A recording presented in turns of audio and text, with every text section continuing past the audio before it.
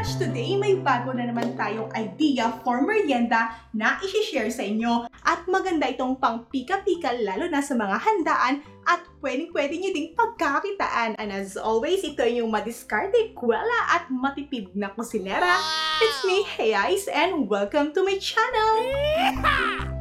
Huwag na nating patatagalin pa, narito ang ating recipe for today.